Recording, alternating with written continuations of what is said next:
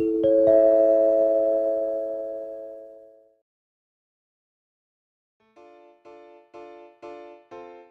we're doing today is we are fixing a door handle on a BMW X5. The slight problem you get sometimes is when you have replaced the door mechanism on the inside, if the handle doesn't go back in correctly, it rubs away here on the edge, meaning that the door handle doesn't sit in correctly. So what we're doing today is we are going to put a screw in and a washer, so when it comes from the other side it will hold it in nice and tightly against the door handle and it should sit in nice and snug. So it's a little bit of a cheaper option to do, save you the hassle of having to buy a new door handle. And all I've done here is put a 2mm drill hole into there and just finding the correct screw and washer, which will then go into there to make sure it all sits nice and snug. So what we're doing here is we're popping the door handle back in now. So you might sometimes already have the lock already back in place. Sometimes you can do it before it goes back in place, but it can be a little bit easier to do it whilst it is in place. So what we're going to be doing is getting a little black part here, put through this hole just in here where the new door handle mechanism is. And the way you do that is to pop it in like this. Hopefully it should slot in. And then what we're going to do is hold that there for a second and grab the pry tool that we need.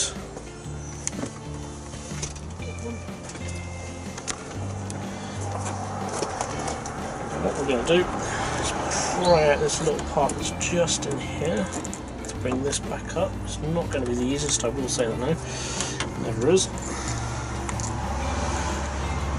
Get that into place a second.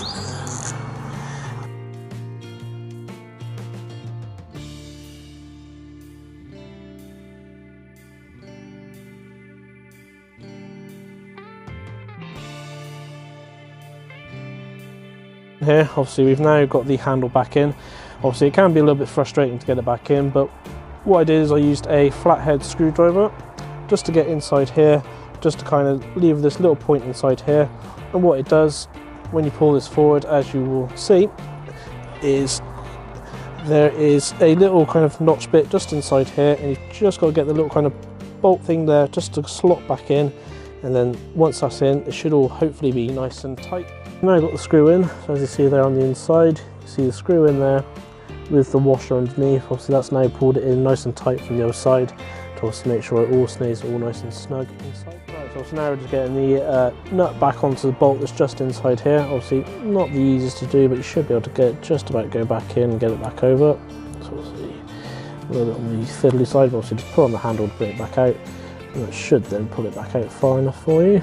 And obviously start to turn it back on, get it on as much as you can. And then obviously you can use a spanner to get that one all nice and tight, make sure it's all good.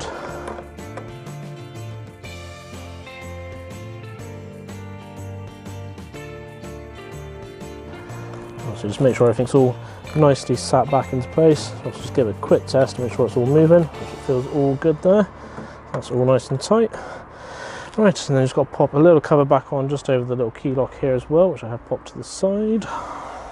So just make sure you get that one all nicely back on the outside there, so that will all be snug. It's just a case of now getting everything all back in with no problems.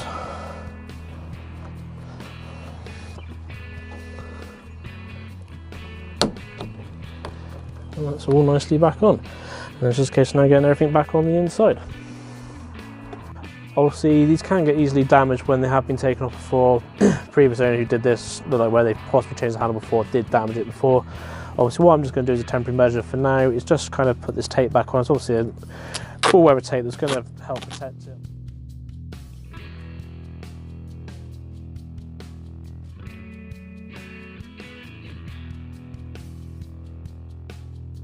Obviously, so what we're doing now, we're obviously getting the airbag back in. Obviously at the start you would have disconnected this. Obviously before you do take the airbag out, always make sure you take the neutral off the battery, because obviously you don't want it to suddenly go off when you're disconnecting everything. Obviously once you do disconnect the neutral, do leave it for a couple of minutes before you do take the airbag out, just to make sure it has obviously disconnected itself from the system to make sure it doesn't go back on. Obviously we're just going to pop the little plug back here back into the back.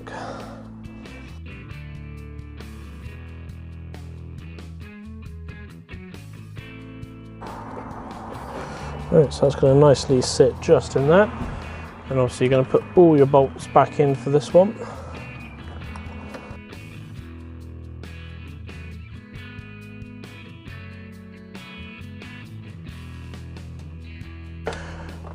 Door panel now to go back on, so obviously get this one spun round. Obviously I will say, make sure you do check all your little clips here just to make sure they are working correctly. We obviously have got one that is damaged on the side here, so we will have to grab another one just to replace that one. But obviously just make sure they all go back in nicely, because this is going to be the fun part, popping everything back on. I will also make sure to say that just on the inside here as well, always make sure this black clip is here, because this will be going over a nice little clip that sits in here that can drop out quite easily, so it is worth making sure that is still there just to make sure it is all going to be all good. So we'll just spin this one around, and what we will do, obviously you've got all your cables on the inside here to go back in. Obviously these three here are for your little instrument control on the side for your window, so obviously make sure they go back through their slot. One cable will be dangling down, that's just for your little puddle light, so make sure that obviously drops down and out.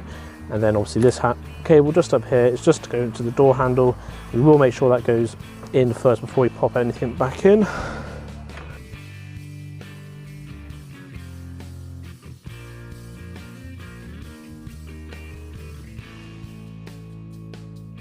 And now that's all there.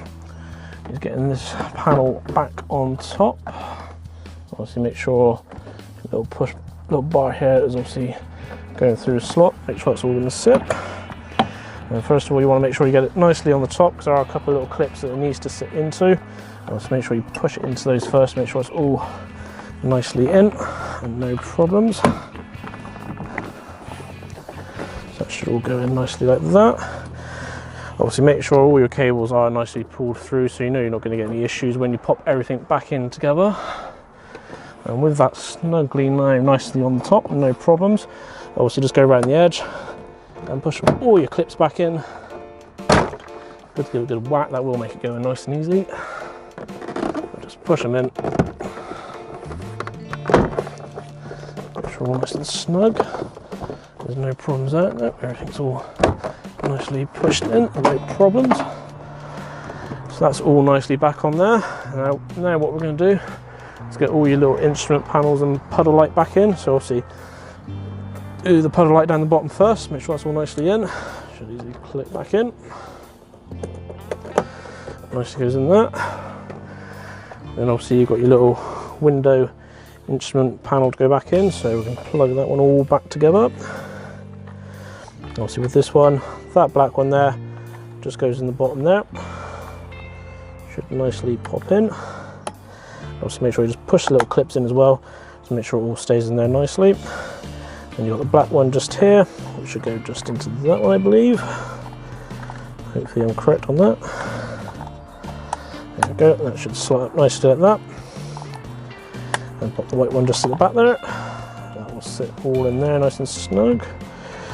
So that's all good. Literally just push that one back in. Hopefully. There we go, that's all nice and snug back in here.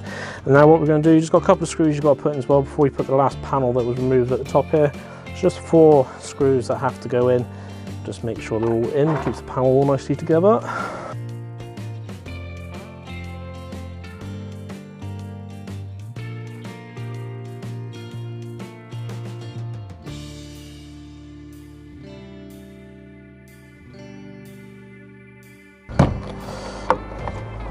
Make sure everything's all nicely popped back in, and that is your door panel all back together. And now you just got to get your battery all reconnected and should be all good to go. Yeah, so obviously just getting the battery all back on here, just obviously reconnecting it all back up. Obviously using a 10mm socket to get that all nicely back on. Obviously just get that all nice and tight, make sure it's all back on. That's all nice and tight as well, so that is all good. So that's obviously your battery reconnected.